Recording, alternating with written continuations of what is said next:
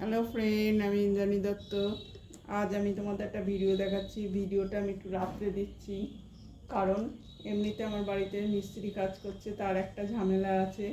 তার উপর আমি যেহেতু ডেঙ্গুর কাজ করি, এখন পুরোদমে ডেঙ্গুর কাজ চলছে। আর ডেঙ্গুর কাজের জন্য আমার দিনের অনেকটা সময় কিন্তু ডেঙ্গুর কাজে বেরিয়ে যাচ্ছে।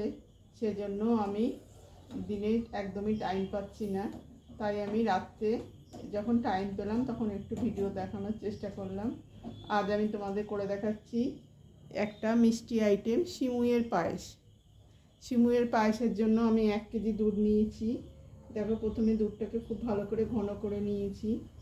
এবার আমি দিয়ে দেব 2 প্যাকেট সিমুই। এটা রুচি কোম্পানির সিমুইয়ে, দেখো 2 প্যাকেট সিমুই। সিমুইটা ভাজা আছে, ভাজা সিমুইটা আমি দিয়ে দেবো।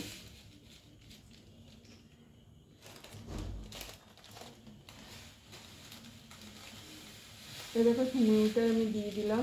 সিমুইটা দিয়ে বেশি কিন্তু নাড়াচাড়া করা যাবে না।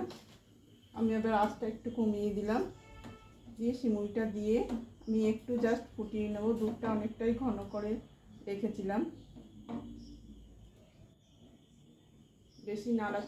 বেশি আর কি ফোটালে পরে সিমুইটা কিন্তু তোমার গলে যাবে।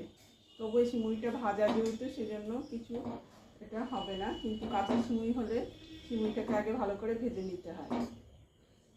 এবার আমি দিয়ে দিচ্ছি 2টো তেজপাতা আর মোটামুটি আন্দাজ মতন চিনি।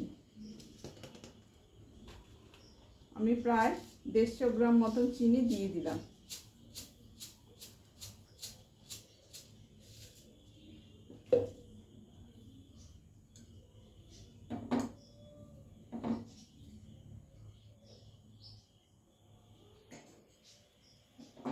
এবার দুধের মধ্যে খুব ভালো করে আমি সিমুইটাকে ফুটিয়ে নেবো, কিন্তু খুব বেশিক্ষণ ফুটাবো না, তাহলে সিমুইটা কিন্তু গলে যাবে।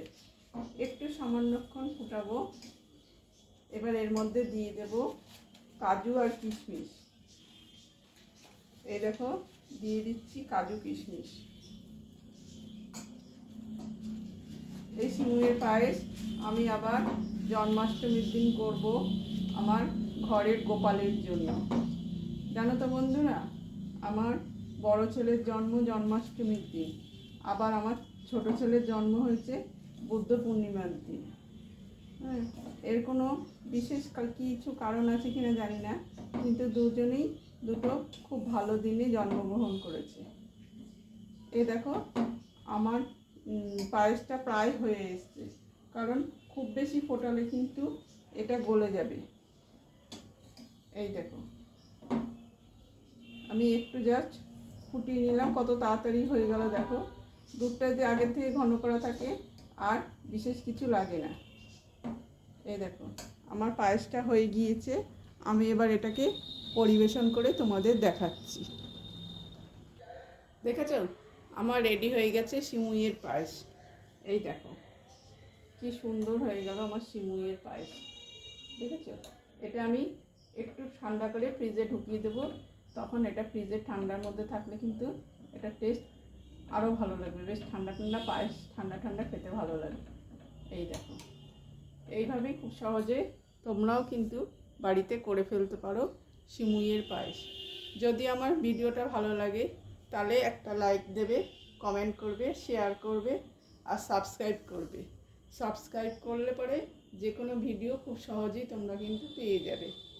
দেখো, আমি দিনের বেলা ভিডিও দিতে পারছি না, সেজন্য তোমরা কেউ কিছু মনে করো না। আর ভিডিওর সংখ্যাও আমি এখন একটু কম দেওয়া হচ্ছে, কারণ বাড়িতে প্রচুর কাজের চাপ, মিস্ত্রির কাজ, তারপরে আমার ডেঙ্গুর কাজ, এইসব নানানটা করে আমি কিন্তু ভিডিও দিতে পারছি না। তাও যদি তোমাদের ভালোবাসা থাকে তাহলে তোমাদের ভালোবাসার টানেই আমি কিন্তু ভিডিও দেখাবো।